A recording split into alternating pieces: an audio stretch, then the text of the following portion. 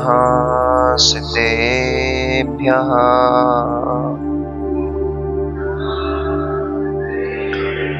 ॐ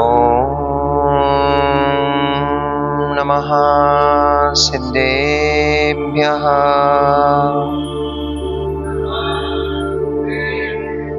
ॐ नमः सिद्धेभ्यः।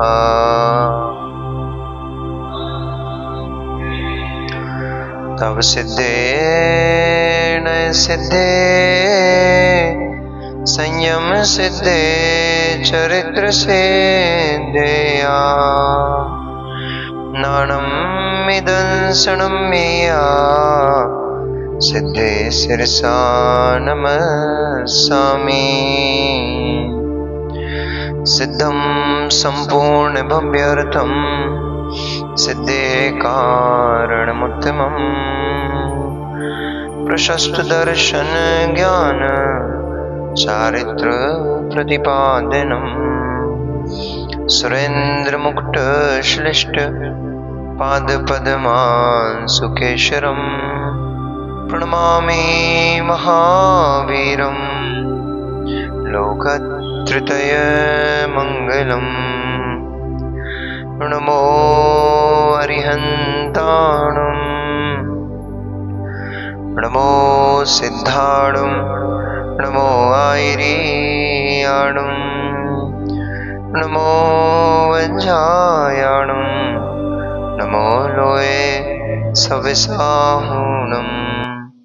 जय बोले अनंत अनंत परम सिद्ध परमेष्ठी भगवान की, अनंत अनंत 24 तीर्थंकर भगवान की, आचार्य भगवंत कुंद कुंद देव की, आचार्य भगवंत रविशरण स्वामी महामुनि राज की, परम पूजनीय आचार्य श्रोमणी अध्यात्म योगी प्रवचन प्रवर्तक आचार्य गुरुदेव श्री विशुद्ध सागर जी मुनि महाराज की, अहिंसामयी विश्व जैन धर्म की, वीतरागी प्रभु श्री रामचंद्र भगवान की।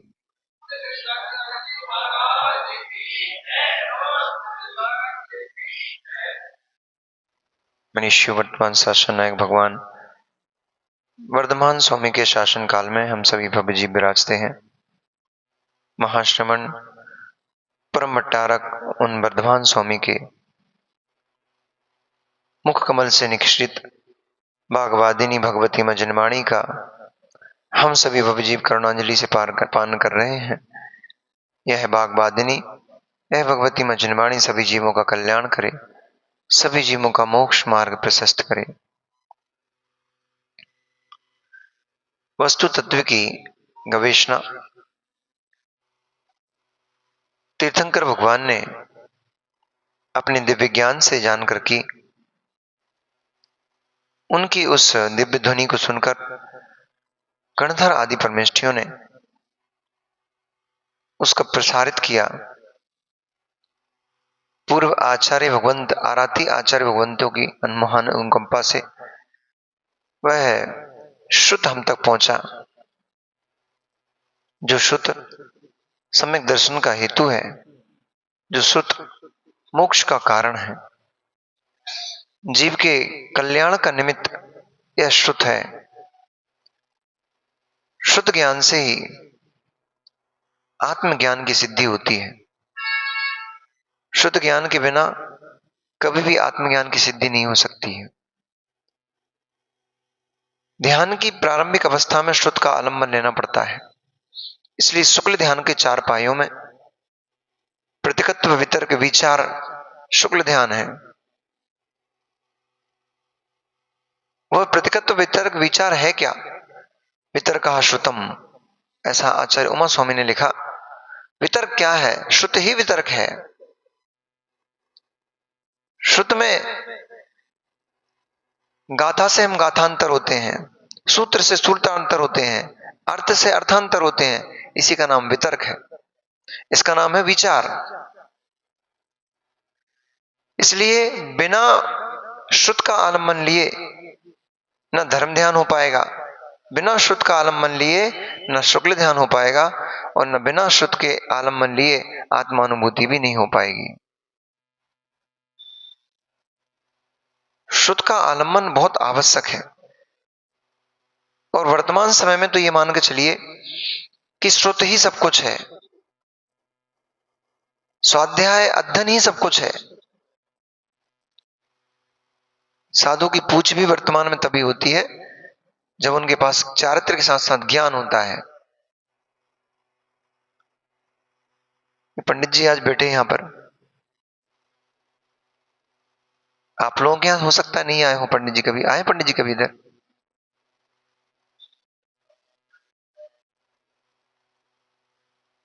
विद्वान पंडित जी हैं, मांत्रिक भी हैं, और बॉम्बे आदि कई जगह में तो इनकी अच्छी पूछ है। परंतु इतनी सरलता, इतनी सहजता में ये गुरुदेव के सामने और गुरुदेव के शिष्यों के सामने पहुंच जाते हैं, विनय करते हैं उनकी। ये इनकी लघुता है, लेकिन इनको इस बात का ज्ञान है, क्योंकि ज्ञानी है ना, इसलिए इस बात को जानते हैं। ये बच्चे जरूर हो सकते हैं, छोटे जरूर हो सकते हैं, ये संयम में ये महान है।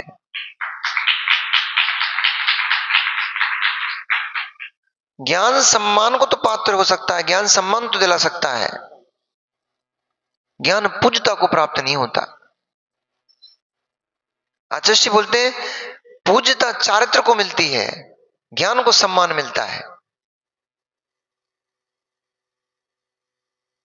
परंतु उस ज्ञान के बिना ये पूज्यता भी प्राप्त नहीं होती है। साधु तो बन गए, अब करना क्या है? साधु तो बन गए, कपड़े उतार दिए, केस लॉन्च कर लिए, दीक्षा हो गई, अब क्या करना है? इस बात का ज्ञान ही नहीं होगा कि अब क्या करना है, तो तुम्हारा साधुपना निष्फल हो जाएगा। मूल गुण क्या कह रहे हैं, उत्तर गुण क्या कर रहे हैं, आवश्यक क्या कह रहे हैं, कृतिकर्म क्या है, ये पता ही नहीं, तो तुम्हारा मुनिपना भी निष्फल हो जाएगा। इसलिए आचार्य भगवंत समझाते हैं ज्ञान और वर्तमान में स्वाध्याय को परम तप इसलिए कहा है। वर्तमान समय में आपके पास इतनी शक्तियां नहीं है, लंबी लंबी दिनों दिनों की, महीनों महीनों की आप साधना करो। ऐसे खोटे काल में, ऐसे हीन सेनन में भी धन्य मुनिराज जो महीनों महीनों के, मास मास के उपवास कर रहे हैं, बेला तेला कर रहे हैं, जो मुनिराज सिंह निष्क्रिय जैसे व्रत कर रहे हैं, अनेक अनेक प्रकार के कठोर कठोर दुर्धर तप कर रहे हैं, वे मुनिराज तो धन्य है। जहां साक्षात फल कुछ भी नहीं दिख रहा है पंचम काल में साधना का, क्या दिख रहा है साक्षात फल? न अवधि ज्ञान माने पर ज्ञान हो रहा है, न केवली होते कोई दिख रहे हैं, न कोई श्रुत केवली दिख रहे हैं। यहां पर साक्षात उस तपस्या का कोई फल प्रत्यक्ष में दिखाई नहीं दे रहा है, फिर भी इनकी श्रद्धा उस श्रुत पर, उस तप पर टिकी हुई है। यही ज्ञान का महात्म्य है, यही ज्ञान का महात्म्य है। ज्ञान के बिना श्रद्धा टिक नहीं सकती है। ज्ञान होगा तभी श्रद्धा टिक पाएगी, ज्ञान होगा तभी तुम आचरण में टिक पाओगे। ज्ञान ही नहीं होगा तो तुम्हारा आचरण भी नहीं टिक पाएगा।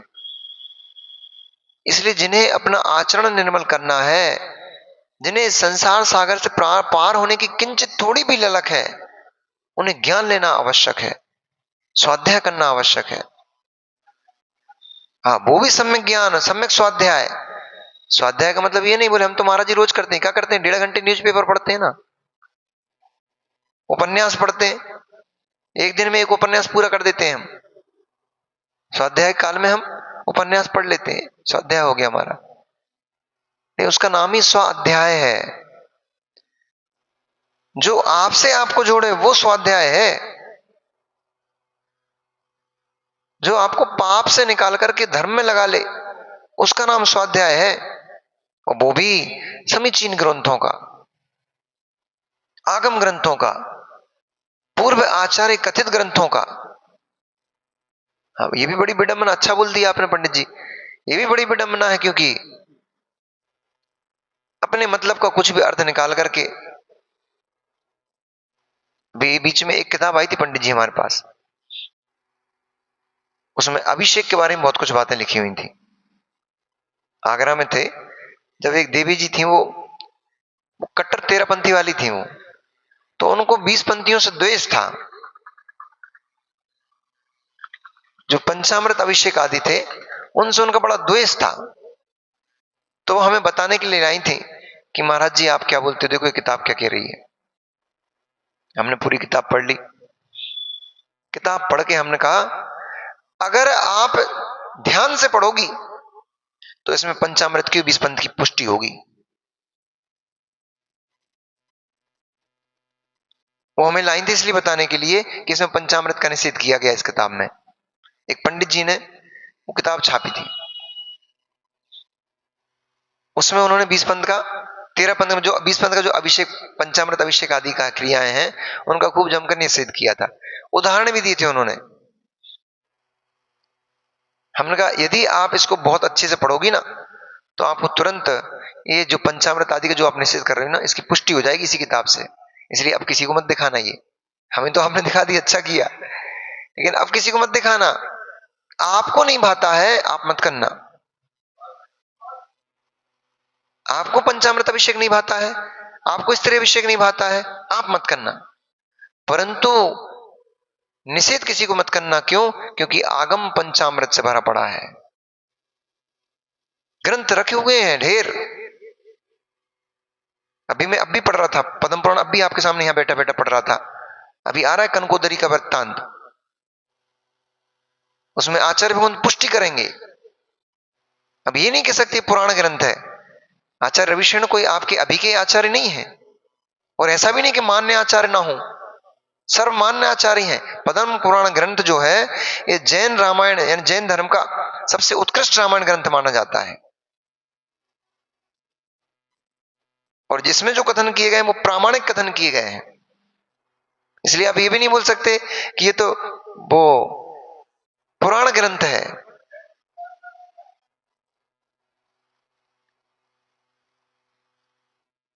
नहीं तो आचार्य रविशरण महाराज तो जिन धर्म के पालने वाले थे ना। कई कई मुनिराजों ने इसका भी निषेध कर दिया, हम उनको मानते ही नहीं। मत मानो। किन किन को हटाओगे? आचार्य सोमदेव शुरू को हटा दो, आचार्य रविशरण को हटा दो, अचल सकल कीर्ति स्वामी को हटा दो। हटाओ, किस किस को हटा रहे हो? फिर हमें वही मूलाचार प्रदीप पढ़ते मिल जाओगे आप। मुनिराजों से बोल रहे हैं हम, जो आचार्य सकल कीर्ति स्वामी ने लिखा है उनके फिर मूलाचार प्रदीप पढ़ते मिल जाओगे तुम हमें, और उसकी क्रिया को मानते मिल जाओगे। अब क्यों? इसलिए हाँ, कथन क्या करना चाहिए? जनपद सत्य होता है। सम्मत 10 प्रकार के सत्य सत्य का वर्णन किया गया है। सम्मत सत्य होता है, जनपद सत्य होता है। जिस क्षेत्र की जो परंपरा है वो सत्य है। कल मैंने बताया था यद्यपि ये पंख मोर का शुद्ध नहीं होता, ये हड्डी है। आहार करते समय अगर हड्डी हाथ में आ जाए, नाखून आ जाए, आपका ही अपना ही नाखून टूट के गिर जाए तो अंतराय करना पड़ता है। जब तक अभी ऐसा स्पर्शित हो रहा है आहार तो अंतराय नहीं है, परंतु हाथ के नाखून टूट करके और अंजलि में गिर जाए तो अंतराय है। मूंछ का, दाढ़ी का बाल आहार लेते समय वो टकराता है, स्पर्श करता है, तब अंतराय नहीं होता, क्योंकि अभी वो शरीर से वेदित है, शरीर से स्पर्शित है। स्पर्शित मतलब शरीर में ही बद्ध है, अभी जुड़ा हुआ है। शरीर से निकलकर आहार लेते लेते भी मूंछ का बाल टूट करके अगर इस अंजलि में गिर जाए तो अंतराय करना पड़ता है। मल शरीर से निकलते ही मल हो गया। तो ऐसे बहुत सारे विषय हैं।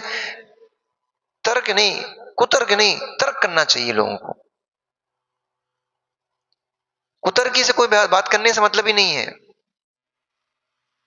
कि कोई पटरी पे बात ही नहीं करेगा, वो एक ही पटरी पे नहीं रहेगा, वो कभी कहीं भागेगा, कहीं भागेगा। इसलिए बहुत, इसलिए तो मैं बोल रहा हूं स्वाध्याय इसलिए आवश्यक है। कम से कम आपको सत्य का निर्णय होगा स्वाध्याय से। अभी हम कुप्रथाएं, कुमान्यताएं, इतनी सारी ढेर सारी मान्यताओं में जीते चले जा रहे हैं जिन्हें पूर्व काल में कोई करता था। हमारी परंपराएं चली आ रही हैं, वो करते थे, वो करते थे। अरे वो भगवान थोड़ी थे जो करते थे, वो भी तो आपकी तरह एक इंसान ही थे। वो भी तो मान कसाय के पुतले थे। हो सकता है उन्होंने मान कसाय के कारण से एक पंथ का निर्माण कर दिया हो, एक क्रिया को आरंभ कर दिया हो, वो क्रिया आज तक चली आ रही है, हम उसको सुधारने नहीं चाह रहे। इसलिए ग्रंथ पढ़ना चाहिए, फिर निर्णय करना चाहिए कि पूर्व आचार्य भगवंतों ने, और मैं तो कहता हूं चलो पंडितों के ग्रंथ नहीं, अगर पंडितों के ग्रंथ आचार्य से की भाषा से मिलान कर रहे हैं तो उनको पढ़ो, गाथाओं से प्रमाण निकालो, पूर्व आचार्य भगवंतों से प्रमाण निकालो। फिर जिन पंडितों की, विद्वानों की भाषा अथवा जिन मुनिराजों की भाषा उससे मेल खा रही है वो ग्रंथ पढ़ो। जिनमें अर्थ का अनर्थ कर दिया हो वो ग्रंथ भी मत पढ़ो। आचार्य पंडित ग्रंथों का अध्ययन करो, तब आपको सत्य का ज्ञान होगा। हम किसी भी क्रिया के पीछे तुरंत निश्चित करने पहुंच जाते हैं, लड़ने झगड़ने पहुंच जाते हैं। इसका पक्ष भी तो देखो, विपक्ष भी तो देखो, पर कब देख पाओगे?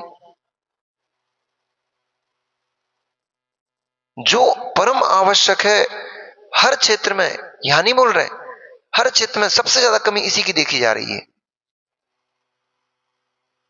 एमपी साइड तो फिर भी बहुत ही होता है कि पाठशालाएं जगह जगह चल रही हैं, उनसे बच्चों को शिक्षा दी जा रही है, ग्रंथ पढ़ाए जा रहे हैं उनको पाठशाला के माध्यम से, उससे संस्कारित हो रहे हैं। परंतु हर जगह ये समस्या हो गई है अब, पहले हर क्षेत्र में हर जगह वचनिकाएं होती थी, स्वाध्याय होते थे, एक विद्वान होता था नगर में, वो ऐसी जिनवाणी की गादी को लगा करके गद्दी पे सर पे ऊपर जिनवाणी को लेकर के आता था, सावधान जिनवाणी मां पधार रही है, सब लोग खड़े हो जाते थे और उनको बाकायदा बस ससम्मान गद्दी पे ऊपर विराजमान करते थे। विराजमान करके जिनवाणी की स्तुति होती थी, सभी लोग खड़े होकर जिनवाणी स्तुति करते थे।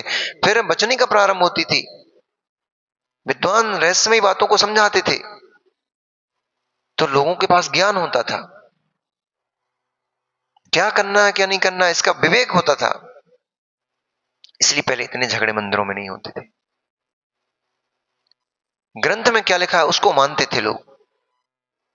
अब व्यक्ति विशेषों को मानने लग गए हैं, वो अमुक व्यक्ति ये कह रहा है, अमुक पंडित जी ये कह रहे हैं, अमुक महाराज जी ये कह रहे हैं, इसलिए इतने सारे झगड़े शुरू हो गए। ग्रंथ पढ़ा नहीं। हम तो कहते हैं आप तो प्रमाण मांगो, हम भी अगर आपसे कुछ बोले, कोई आचार्य महाराज भी आपसे कुछ बोले कि आपके मंदिर में ये व्यवस्था शुरू करो, तो अपने उनसे पूछा नहीं स्वामी हम शुरू तो कर दें, भविष्य में हमारी पीढ़ी या कोई भी व्यक्ति आकर के हमसे प्रमाण मांगेगा कि ये व्यवस्था आपने कैसे शुरू की, क्या प्रमाण है इसका, हम उसको क्या प्रमाण देंगे, आप ये कहां से शुरू करवा रहे हो, हमें प्रमाण दे दो। लड़ने के लिए नहीं, कुतर्क के लिए नहीं, ताकि हम किसी को आगे पूछने वाला कोई हमसे आए, हम उसको जवाब दे सकें। हम उसको बता सकते अमुक ग्रंथ से हम बोल रहे हैं, उस ग्रंथ में इस विधि को बतलाया गया है। परंतु ये तभी हो पाएगा जब हम स्वाध्याय करेंगे। ग्रंथ तो रखे हुए हमारी अलमारियों में, आपका नीचे स्वाध्याय भवन है, कितनी सारी अलमारी भरी रखी है, कितनी बड़ी बड़ी पेटियां भरी रखी हैं,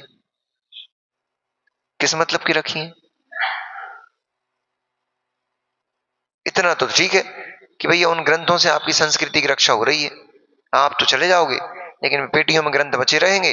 कालांतर में कभी जिन धर्म के ऊपर, जिन शासन के ऊपर उपसर्ग आएगा, वे ग्रंथ बाहर निकलेंगे और जिन शासन की ध्वजा को फहराएंगे। इतना काम तो आ रहे हैं वे, रखे रखे हुए गल जाएंगे, सड़ जाएंगे, दीमक लग जाएगी। पन्ना पलटना चाहिए अपने को। भले ही चाहे, हम तो कह रहे एक दिन भर में मात्र एक लाइन पढ़ो, आप तो पूरे 24 घंटे में ग्रंथ खोल के नमोकार मंत्र पढ़ो 9 बार और एक लाइन पढ़ के ग्रंथ को बंद कर दो, लेकिन एक लाइन का भी स्वाध्याय करो, क्योंकि एक एक लाइन का स्वाध्याय आपके पूरे जीवन में कितने दिन हो जाएंगे भैया?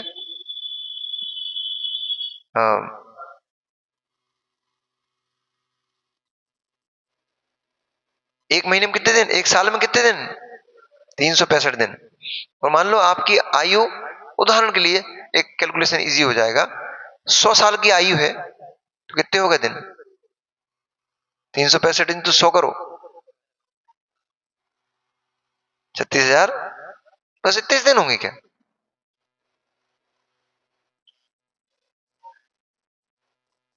हाँ इतने ही हो गए, 36,500। मात्र इतने से दिन के लिए अपन मनुष्य पर्याय में आए हैं क्या पंडित जी? क्या इतने से दिन के लिए बनाए हैं क्या मनुष्य पर्याय? 36,405 बस। फिर तो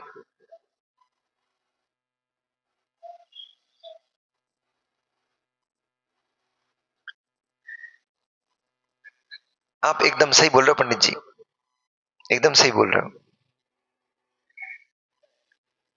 वैसे पर्यूषण के बाद पर्यूषण के बाद सब जगह माहौल ठंडा हो जाता है। इतने आ रहे हैं, ये भी चमत्कार है। अलवर का वो भी, अलवर को लोगों ने सूखा प्रदेश कहा है। लोग बोलते हैं, हमसे तो बोल रहे थे, एक महाराज जी भी बोल रहे थे हमसे, तो तुम्हें और कोई जगह नहीं मिली कि मैं रूखे सूखे में जाके बैठ गए बोले। ये क्षेत्र सूखा प्रदेश कहलाता है, रूखा प्रदेश कहलाता है। तत्व के प्रति रुचि नहीं है लोगों की। ऐसा हम नहीं बोल रहे भैया है, नहीं तो हमसे कहो महाराज जी हमारे हमारे नगर में रह रहे हो, हमारे नगर की बुराई कर रहे हो। हम बुराई नहीं कर रहे, सत्य तो यही है। लेकिन यहां अभी कभी सम्मेलन करा लो, अभी खूब बैठने की जगह नहीं, खूब भीड़ लग जाएगी। कोई बड़ा प्रोग्राम करा लो नाच गाने वाला, खूब सारे लोग आ जाएंगे। और ये समस्या यहाँ की नहीं है नरेंद्र भैया, ये समस्या अब हर जगह हो गई है। तत्व प्रेमी अत्यंत अल्प बचे हैं। बुंदेलखंड का हवाला देते हैं लोग, हम भी बोल देते हैं, बुंदेलखंड भी अब सूख सा गया है। हर क्षेत्र में धर्म के प्रति, तत्व के प्रति रुचि कम होती चली जा रही लोगों की। इतना तो नहीं सूखा वहां पर है, परंतु जो होना चाहिए तो जो होता था अब वो नहीं है।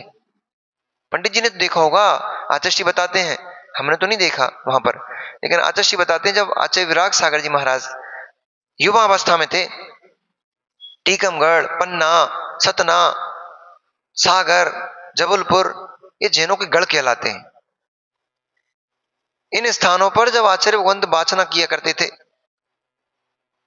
छठखंडागम की, धवला जी की, ऐसी महान महान ग्रंथों पर वाचना होती थी। देश के बड़े बड़े नामचीन विद्वान वहां पर आके बैठते थे और चर्चाएं होती थी, तो भीड़ लगती थी सुनने के लिए। हजारों की तादाद में पब्लिक बैठती थी उन वाचनाओं को सुनने के लिए। धवला जैसे ग्रंथ लोगों के समझ में आते हैं क्या? पर फिर भी देखने के लिए, सुनने के लिए बैठती थी भीड़। समझ में भले आए चाहे नहीं आए, इतना हमें पता है कि हम कुछ तो शब्द कान में पड़ेंगे हमारे। आचार्यों के मुख से, गुरुओं के मुख से दो शब्द भी हमारे कान में पड़ेंगे, हमारा जीवन धन्य हो गया, हमारे श्रुति धन्य हो गए, हमारे कान धन्य हो गए। हमें मालूम है कि हम छठखंड आगम नहीं समझ पाएंगे, पर आचार्यों के मुख से उसके सूत्रीय में सुनने में आ जाएंगे। मतलब हमारे आचार्य के मुख से हमने सुन लिया, इसमें हमारे कर्मों की निर्जरा हो गई, इसमें हमारे पाप क्षय हो गए। नहीं समझ पा रहे, कोई बात नहीं,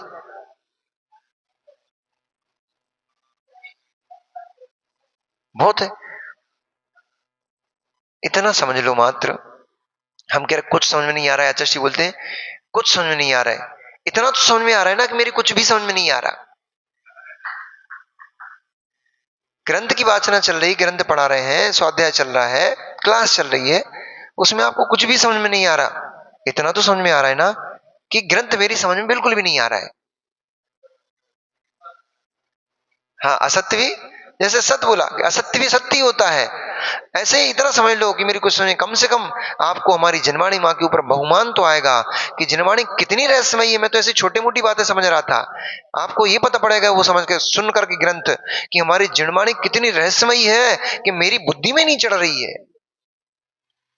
बड़े बड़े विद्वान इसके सूत्रों को हल करने में समर्थमान नहीं दिख रहे हैं, इतनी गहन है जनवाणी। एक माँ थी पंडित जी, उसको पढ़ना नहीं आता था। एक माँ थी, उसको पढ़ना नहीं आता था, अनपढ़ थी वो, बूढ़ी वृद्ध, आंखों की रोशनी भी बिल्कुल एकदम हल्की हल्की बची थी। वो प्रतिदिन अभी ग्रंथ उठा के बैठ जाती थी, ऐसे आसन लगाएगी बढ़िया, और ग्रंथ उठा के बस ऐसे, और अक्षरों पे ऐसे उंगली फेरती चली जाएगी। अब कोई लोग होते हैं जिनको चैन नहीं पड़ती है, कोई कुछ करे उसमें उंगली करने की आदत कुछ लोगों की होती है। तो अब वहां पे भी एक खिलजीराम था। नहीं नहीं, वो नहीं बोलते। तो उसको चैन नहीं पड़ी कि माँ पढ़ी लिखी तो है नहीं, आंखों में इसकी रोशनी नहीं, ये करती क्या है, पन्ने पलटती रहती, दिखावा करती है, ढोंग करती रहती है, ताकि लोग हमें धर्मात्मा देखें, ऐसा देखें। क्योंकि खोटी बुद्धि वाले की बुद्धि खोटी चलती है। अच्छे कार्य में भी जैसे नारकी जीव होते हैं ना, तो नारकी जीव अच्छे कार्य में भी खोटी बुद्धि लगाते हैं, गलत ही देखते हैं उसको भी। तो ऐसे ही जिन्हों को नरक में जाना है ना, उनकी बुद्धि ऐसी चलती है नरेंद्र भैया, उनके हर काम में खोट दिखाई देता है, अच्छा नहीं दिखाई देता। कोई भी काम अच्छा भी हो रहा होगा, उनको लगेगा ये तो काम बिगड़ रहा है, ये तो काम खराब हो रहा है, ये तो होने नहीं चाहिए, ऐसा तो होने नहीं चाहिए। ये नहीं दिखेगा उसको कि इस कार्य में कितनी अच्छाइयां भरी पड़ी हैं, वो नहीं दिखेगा। तो जिनकी बुद्धि खोटी हो चुकी है, जिनका अशुभ आयु का बंदी हो चुका है, उन जीवों का क्या हो पाएगा। तो उसकी बुद्धि में क्या चल रहा था कि अम्मा दिखावा करती है, प्रदर्शन करती है कि लोग हमें देखें कि हाँ भाई बहुत धर्मात्मा है अम्मा। उसने अम्मा से पूछ लिया, नहीं रहा गया, पेट गुड़गुड़ाता रहा उसका। आखिर में उसने पूछ लिया कि माँ एक बात बता, पढ़ी लिखी तो तू है नहीं, अच्छे से तुझे दिखता नहीं, फिर भी तू डेली डेली शास्त्र खोल के बैठ जाती, वो भी ऐसे ऐसा जैसे बोले ना पंडित जी कि कर्म कांड जीव कांड पढ़ो, तो ऊपर से जाती बातें बोल क्या रहे हैं। जब उसमें मार्गण स्थान गुण स्थान और आदि आदि की जब व्याख्या की जाती है ना, तो ऊपर से जाती बातें बोल क्या रहे हैं। कैलकुलेशन जब उसके लगते हैं तो समझ में नहीं आते कैलकुलेशन है क्या ये। ऐसे महान महान ग्रंथ खोल के तू बैठ जाती है, गणती गणना उनमें है, उनको तू खोल के बैठ जाती है, तेरी समझ में क्या आता है, तू पढ़ पाती क्या। बोले नहीं भैया हम कौन पढ़ पाते, हम तो अनपढ़ हैं, हमें तो छुटवा बुड़वा तक नहीं याद। तो बोले जब तुझे कोई पढ़ना नहीं आता तो तू उंगली क्या चलाती है, क्या पढ़ती है। बोले हम जी तो देखते रहते हैं। क्या मैं कछु पढ़ो नहीं याद, परंतु जी वाणी आचार्य भगवंतों ने जो जो लिखा है, ये भगवान की वाणी लिखी है। इसमें जो भी लिखा है वो हम उंगली चला चला के महसूस करते हैं कि ये भगवान की वाणी लिखी है। इसमें श्रद्धा।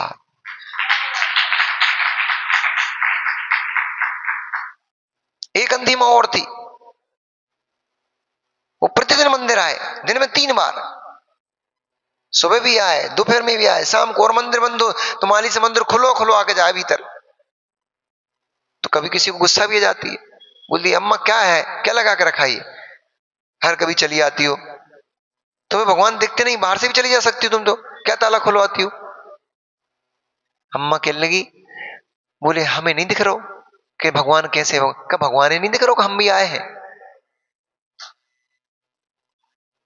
हमें नहीं दिख रहा हो, हमें नहीं दिख रहा है, हमारी आंखें फूटी हैं कि भगवान कैसे रंग के हैं, भगवान की प्रतिमा खड़ग आसन में है कि पतना, हमें नहीं दिखाई दे रही है, लेकिन हम आए हैं, उनको तो दिखाई दे रहा ना।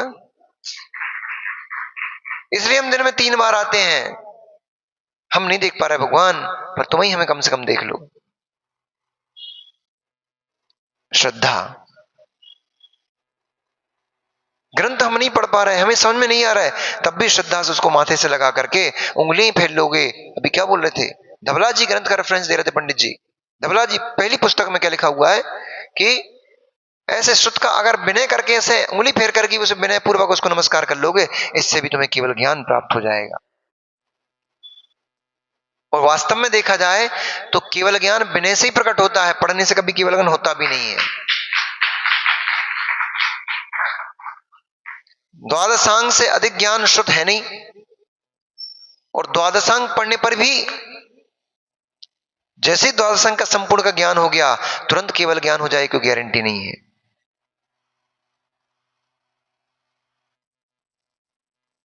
श्रुत का संपूर्ण का ज्ञान कर लिया, श्रुत केवली तो हो गए, केवल ज्ञान ही नहीं हो पाए।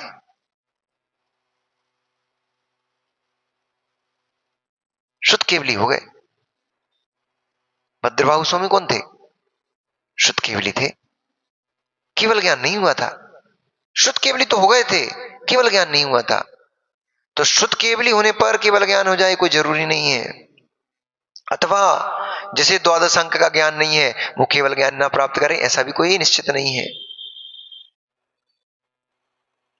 अष्ट प्रवचनी मातृका का ज्ञानी भी केवल ज्ञान प्राप्ति का कर सकता है। अभी मैंने एक दिन और बताया था, 5 समिति 3 गुप्ती, इन 8 ये अष्ट प्रवचन मातृका कहलाती हैं। 5 समिति 3 गुप्ती का ज्ञानी हूं भाव रूप से, द्रव्य शुद्ध नहीं, भाव शुद्ध से। अष्ट प्रवचन मातृका का ज्ञानी भी जीव अपना आत्महित कर सकता है, कल्याण कर सकता है।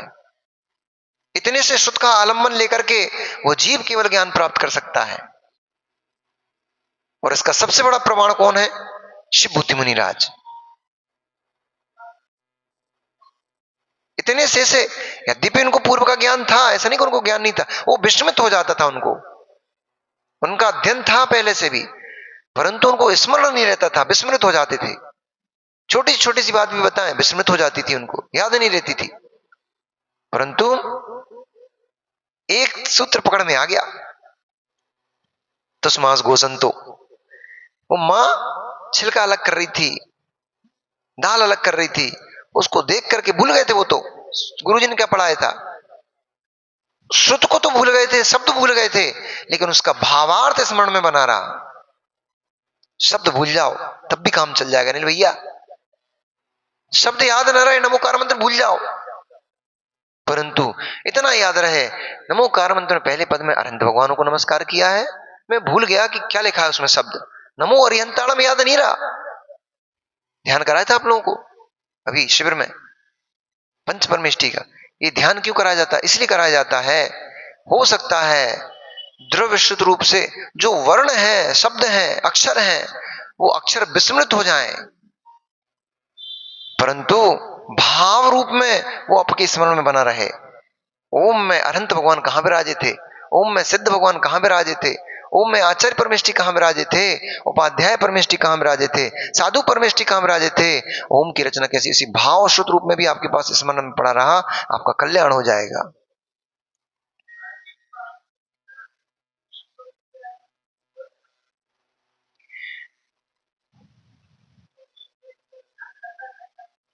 पंडित जी जे रोज नमोकार मंत्र पढ़े, हम तो कह रहे रोज नमोकार मंत्र की एक माला फेर लो, यही बहुत बड़ी उपलब्धि है आपके जीवन की। वो भी नहीं बने तुमसे, नमोकार मंत्र की एक माला फेरते भी नहीं बने आपसे, तो ओम नमः सिद्धिभ्य कर लो, वो भी नहीं बनता, वो भी बड़ा लग रहा हो, तो नमोरियंताड़म कर लो, इतने में तुम्हारा कल्याण हो जाएगा। रट लो इसको। जीवन में, मरण में, लाभ में, अलाभ में, अच्छे में, बुरे में, कैसे भी स्थिति हो, नमोरियंताड़म। कहानी सुनाई थी नमोरियंताड़म वाली, याद है क्या? उधर बीवी मार रही थी, वो डंडे पटक रही, पंडित जी कह रहे नमो, वो लकड़हारा कह रहा नमोरियंताड़म। उस नमोरियंताड़म से उसका घर हीरो से भर गया। उस नमोकार मंत्र, पूरा नमोकार नहीं, उस नमो अनंताड़म मात्र एक पद मात्र से उसका घर हीरो से भर गया। जो पत्नी थी वो चरण छूने लग गई मारने के स्थान पर, नहीं तो लकड़ लूगरे से मार रही थी पति को। एक पद भी तुम्हारे अगर स्मरण में बन गया, एक प्रण भी आपको अगर कंठस्थ हो गया, आपका कल्याण हो जाएगा। जब अंत समय में ना शब्द निकलेगा, ना वाक्य निकलेंगे, ना कोई सुनाने वाला होगा, सुनाने वाले होंगे भी तो कान की सामर्थ्य सुनने की नहीं बचेगी, उस समय में कोई काम नहीं आएगा। ना रिश्तेदार काम आएंगे, ना संबंधी काम आएंगे, ना घर वाले, ना परिवार में, ना मोहल्ले पड़ोस वाले, ना गुरु काम आएंगे, कोई काम नहीं आएगा उस समय। गुरु भी आएंगे, वो कहेंगे नमो रियंताड़म बेटा भैया, कहा कह रहे, सुनाई नहीं दे रहा कुछ, ना बोलते बन रहा, ना सुनते बन रहा है, पड़े हैं दद्दा। उस समय पे वो काम आएगा नमो रियंताड़म। जो संस्कार में आपने डाल लिया नमो रियंताड़म, हर काम में नमो रियंताड़म, हर बात में नमो रियंताड़म, उसको आपने जो संस्कार बना लिया, वो संस्कार आने से अंत समय में काम आएगा। इसलिए शुद्ध को आलम्बन लो, शुद्ध होगा आपके हाथ में तो अपने आप समाधि मरण हो जाएगा। कोई नहीं भी मिलेगा तो भी हम समाधि मरण कर लेंगे, क्योंकि इतना तो हमने जीवन में पढ़ के रख लिया है, उसका चिंतन इतना कर लिया है हमने, अब हर समय बोई बोई नजर आता है। शिविर में क्या स्थिति भाई बताओ?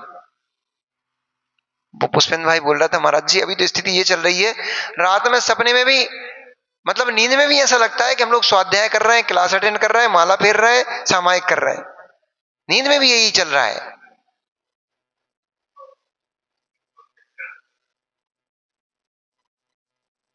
बार बार एक ही एक क्रिया को करते करते रसरी आवत जात ही सिल पर पड़त निशान।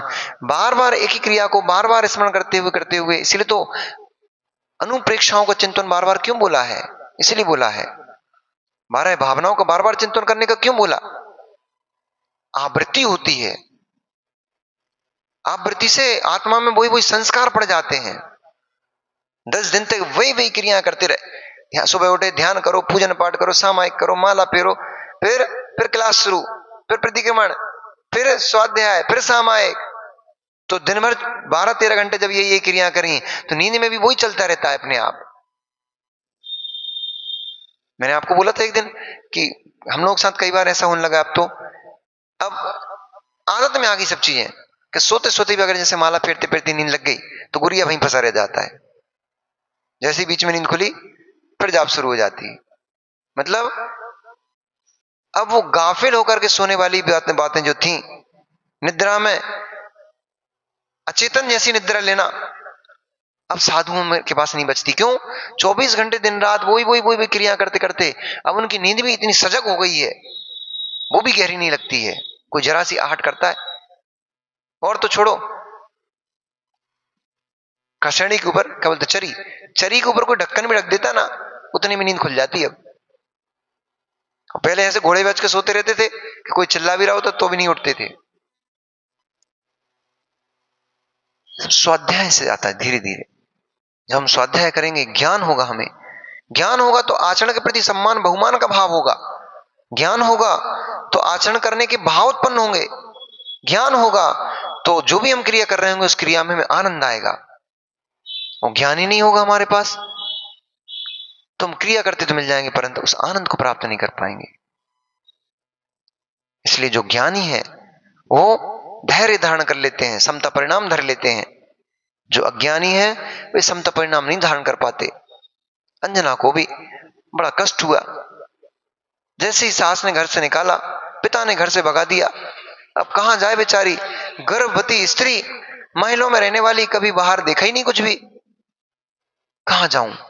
घूमते फिरते पर्यंक नाम की एक गुफा थी, उस पर्यंक गुफा में जाके प्रवेश हुआ। वहां जाकर के देखा, कौन था? शेर था। वहां पर मुनिराज, पर्यंक गुफा उसका इसीलिए नाम था, वहां पर्यंक आसन से मुनिराज विराजमान थे।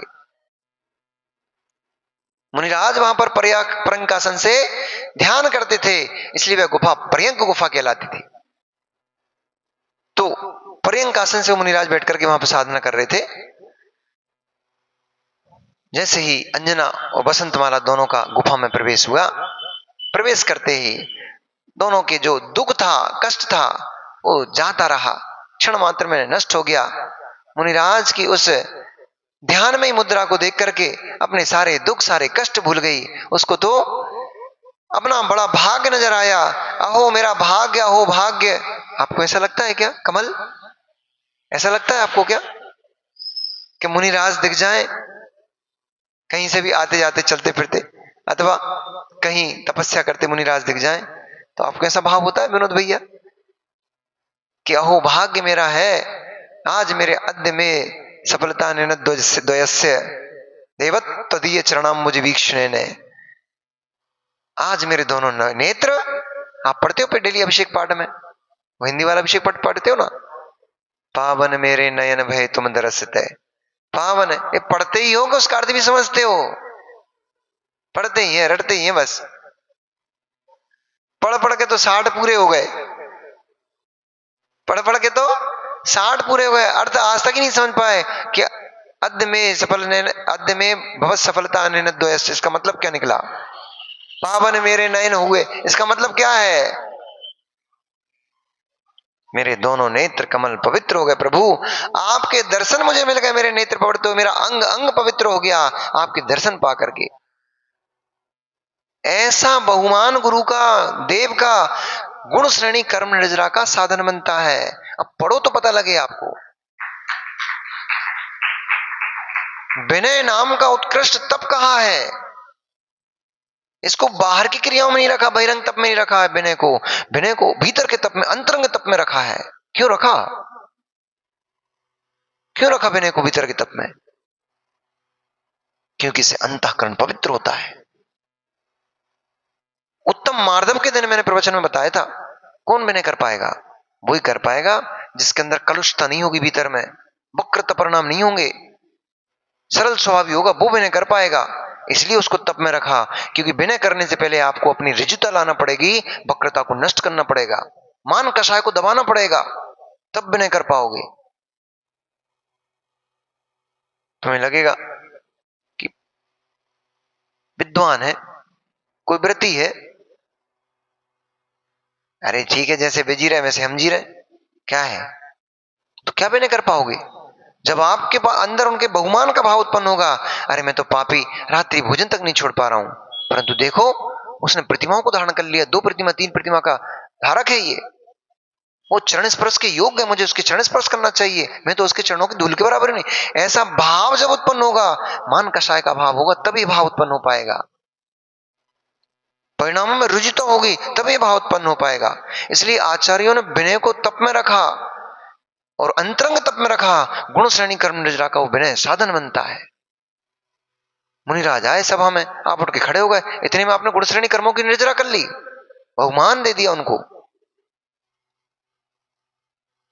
ऐसे ही धर्मात्मा जो जीव होता है, धर्म के प्रति जिसके भीतर में ललक होती है, वो जीव धर्मात्मा को देख करके हर्षित हो जाता है।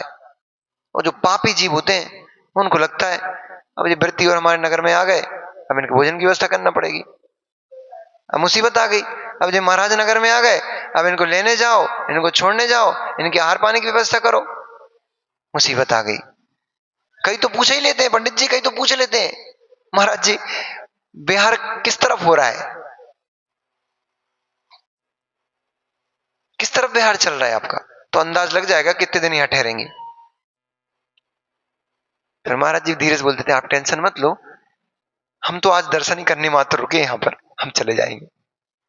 नहीं नहीं महाराज जी, हम ऐसा थोड़ी बोल रहे थे, हम तो पूछ रहे थे कितना दिन का प्रवास लगभग आपका इधर है।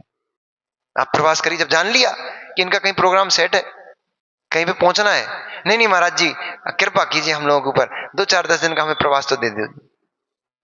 माया परिणाम, छल कपट मायाचारी रूप परिणाम है ये अभिनय का भाव है। क्या चाहिए साधु को? मन के आ गए तो आगवानी हो रही है, अपने वाले आ गए, मन के आ गए तो आगवानी, और जिनसे हमारा लगाव नहीं है, अथवा वृद्ध है, अथवा कुछ ज्ञानी नहीं, ज्यादा ज्ञान नहीं है उनको, अथवा हमारा उनके प्रति राग भाव नहीं है, तो कब आए महाराज, कब हमें पता ही नहीं पता ही नहीं चल पाया कि हमारे नगर में महाराज भी आए थे क्या। अच्छा कब आए थे? 4-5 दिन हो गए भैया, चले गए। ये साधु की अभिनय है, ये साधु की अभिनय नहीं, ये धर्म की अभिनय है। ना धर्मो धर्म के बिना, आचार्य समंत वृद्धों में लिख रहे हैं ऐसा कि धर्म धर्मात्मा के भीतर ठहरता है, धर्मात्मा की अभिनय करोगे धर्म की अभिनय हो जाएगी, और धर्म की अभिनय करने से संसार परिभ्रमण होता है जीव का, संसार दुखों को भोगता है जीव। कैसे भोगता है अभी बता रहे हैं आचार्य भगवंत वहां पे। वो जो मुनिराज अवधि ज्ञानी मुनिराज है, वो सामान्य मुनिराज नहीं है।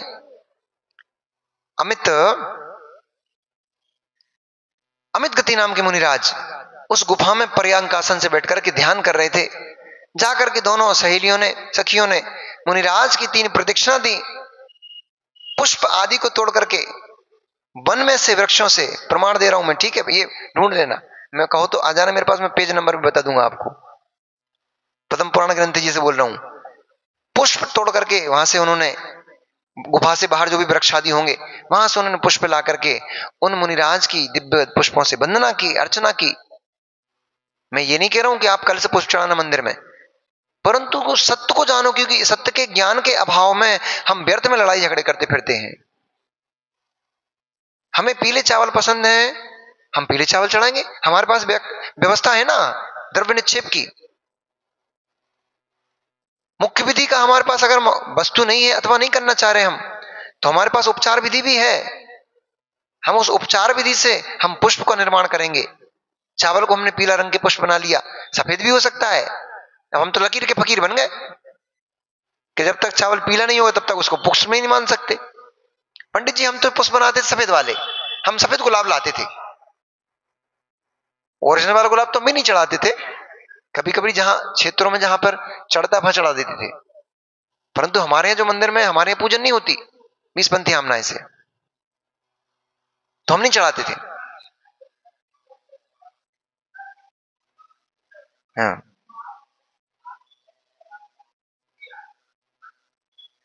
अरे भाई झेल पाए तब ना। हम तो सबको सबको जो बोलते हैं पंडित जी, हम तो प्रमाण के साथ ये ग्रंथ सुनो, ये ग्रंथ सामने लेके बैठे हम तो, पर ये ग्रंथ को देखना पसंद कर पाए तब ना। लोग ग्रंथ को देखना भी तो पसंद नहीं करते। चलो, परंतु मैं किसी चीज का वो नहीं कर रहा हूं, ना मैं आर्ष परंपरा को प्रेशराइज कर रहा हूं, ना मैं तेरापंथी परंपरा को बुरा कह रहा हूं। मैं तो दोनों परंपरावादी हूं और मैं कोई परंपरावादी नहीं हूं।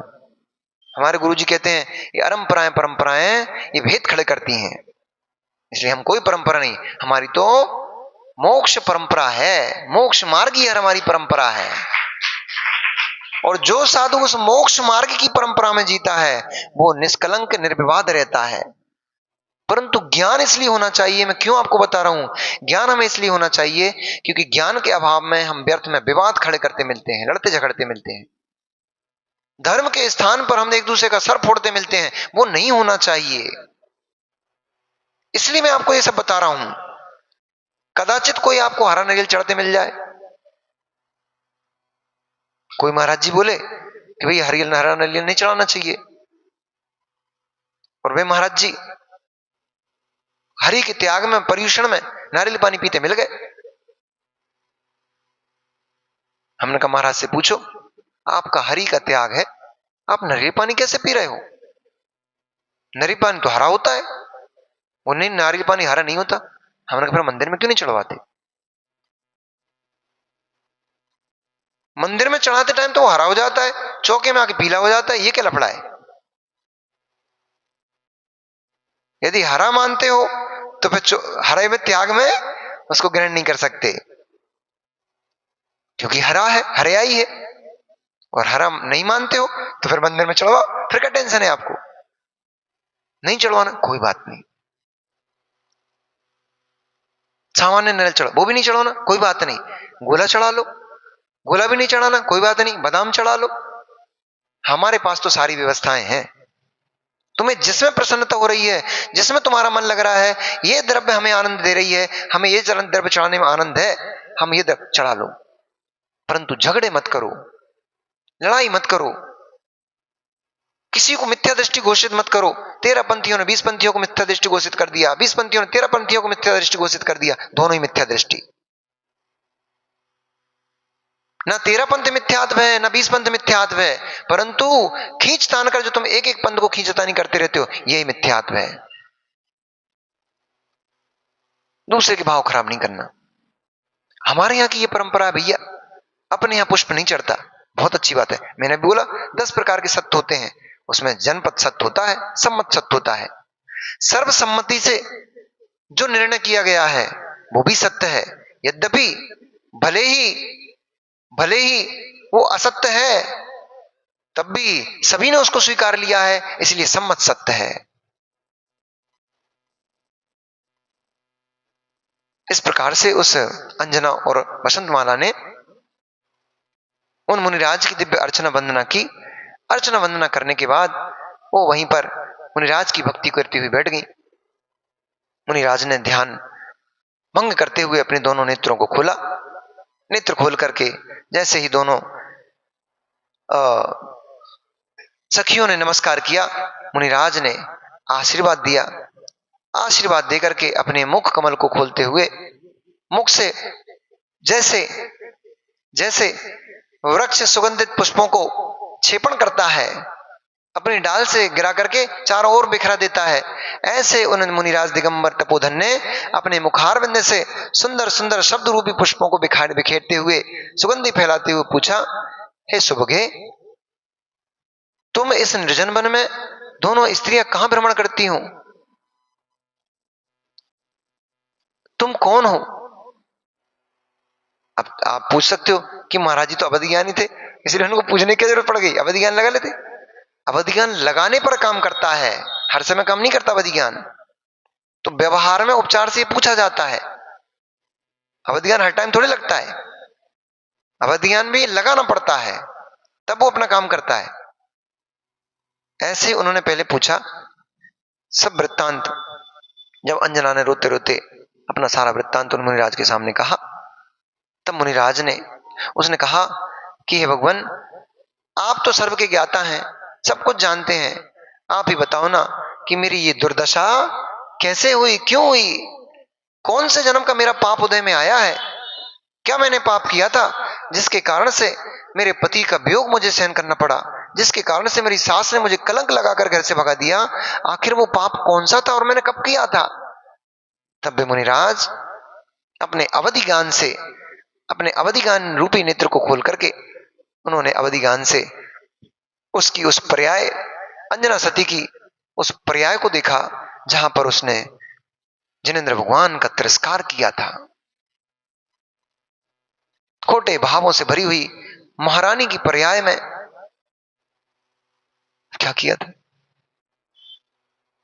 कैसे किया था भगवान का तिरस्कार, कल बताते हैं।